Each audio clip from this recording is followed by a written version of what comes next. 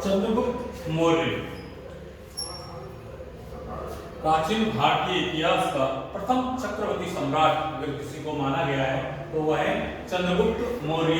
322 ईसा पूर्व से लेकर 298 ईसा पूर्व तक इसने मगध साम्राज्य पर शासन किया। और यहाँ पर मान सकते हैं कि मगध साम्राज्य में मौर्य शासन की स्थापना करने वाला कौन था? चंद्रगुप्त मौर्य था। तो जिस प्रकार से एक यात्रा प्रारंभ होती है राजनीतिक स्थिति की, किस प्रकार से कि जहां ऋग्वैदिक काल में अपने को छोटे छोटे जो कबीले थे जिनको जन कहा गया है, जहां पर राजनीतिक व्यवस्था सिर्फ और सिर्फ राजन की स्थिति में था, वहां से जनपद बने और एक नई राजनीतिक व्यवस्था या जहां पर सीमित मात्रा में अपन कह सकते हैं कि राज्य के सिद्धांत की उत्पत्ति हुई, वहां से यात्रा होती है। जनपद बने और जनपदों से ही महाजनपद बने। और भारतीय इतिहास, प्राचीन काल के भारतीय इतिहास में अपन 16 महाजनपदों की बात करते हैं, छोटे बड़े, जिसमें राजतंत्रात्मक और गणतंत्रात्मक दोनों ही शासन व्यवस्था वहां पे विद्यमान थी।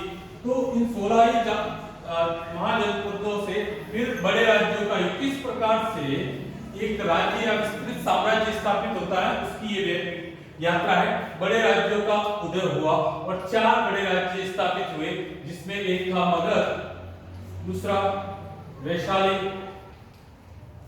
कौशल और उज्जैनी। ये 4 बड़े राज्यों का युग प्रारंभ हुआ और इसमें सबसे महत्वपूर्ण था मगध।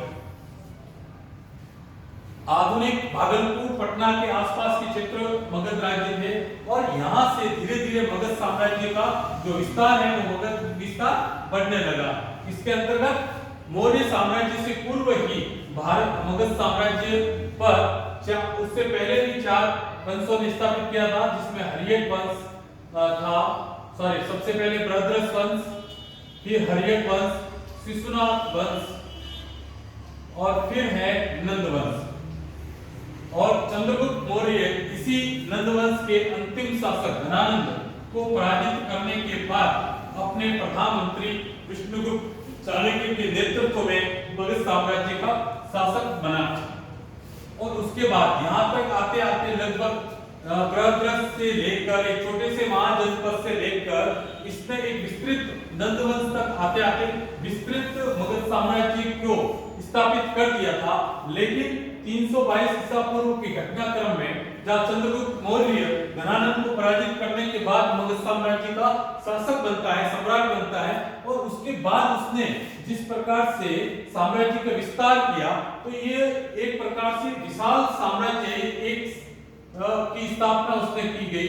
और यहाँ से चक्रवर्ती सम्राट की जो संख्या अपन भारतीय इतिहास में देखते हैं, सर्वप्रथम चंद्रगुप्त मौर्य के लिए ये उपाधि निश्चित की गई, क्योंकि उसने लगभग संपूर्ण भारत पर अगर कलिंग क्षेत्र को छोड़ दिया जाए तो पश्चिम में कंधार से लेकर पूर्व में बंगाल तक और पश्चिम में सुदूर उत्तर में जम्मू कश्मीर से लेकर दक्षिण में जो सुदूर दक्षिण के 3 जो राज्य थे, चोल, चेर और पांड्या, उनको छोड़कर संपूर्ण क्षेत्र पर इसका क्या था? साम्राज्य था। तो एक विशाल साम्राज्य की स्थापना इसने की। तो भारतीय इतिहास में सबसे महान शासकों में से कौन था? चंद्रगुप्त मौर्य। और उसने केंद्रीकृत शासन व्यवस्था को यहाँ पे जन्म दिया। और अब चंद्रगुप्त मौर्य शासक बनते ही, चूंकि उससे पूर्व भारत में 325 ईस्वी में विश्व में एक बहुत बड़ा घटनाक्रम हुआ था। और वो घटनाक्रम यह था कि विश्व विजेता सिकंदर विश्व विजेता के उद्देश्य से भारत की तरफ बढ़ा था और बढ़ने के साथ वो उत्तर पश्चिमी भारत पर उसने विजय प्राप्त की गई थी। लेकिन उसके बाद वो पुनः लौट गया और 325 ईसा पूर्व में उसकी डेथ हो जाती है। तो चंद्रगुप्त मौर्य जो शासक बना, तो उसके सामने नंद वंश के समाप्ति के बाद जो व्यवस्था थी, उनके संघर्ष की, वो तो थी, लेकिन उत्तर पश्चिमी सीमांत में सिकंदर के जो सेनापति थे वो अपने शैल्यूकस, उसके साथ उसका संघर्ष था। और 304 ईसा पूर्व में इन दोनों के मध्य एक संघर्ष हुआ और उस संघर्ष में ऐसा माना जाता है कि चंद्रगुप्त मौर्य की विजय हुई और विजय के फलस्वरूप ही चंद्रगुप्त मौर्य ने सेल्यूकस की पुत्री के साथ विवाह किया और उसका जो एक दूत था वो पाटलिपुत्र में आया। मगध की राजधानी क्या थी? पाटलिपुत्र, जो इतिहास में मेगास्थनीज के नाम से विख्यात हुआ, जिसकी पुस्तक है इंडिका। उसके बाद जो उज्जैनी प्रदेश है, यहाँ पे बिंदुसार राज्यपाल के रूप में था। अशोक को भी यहाँ पे राज्यपाल बाद में नियुक्त किया गया था। तो बिंदुसार ने अपने काल में किसी भी प्रदेश को विजित नहीं किया गया, तो ये भी किसके द्वारा विजित माना जाता है? मगध के बाद में। स्वयं जो चंद्रगुप्त मौर्य वो अपने अंतिम काल में किस तरफ पड़ा? श्रवणबेलगोला, मतलब कर्नाटक की तरफ में। तो सिर्फ और सिर्फ एक कलिंग प्रदेश को अशोक चंद्रगुप्त मौर्य या मौर्य साम्राज्य के वंशजों ने जीता था। इसका मतलब ये हुआ है कि ये जो प्रदेश है वो भी चंद्रगुप्त मौर्य की विजय को माना जा सकता है। एक अपने जो मिला है अभिलेख, वो बंगाल में प्राप्त हुआ है दुर्भिक्ष के समय चंद्रगुप्त मौर्य के।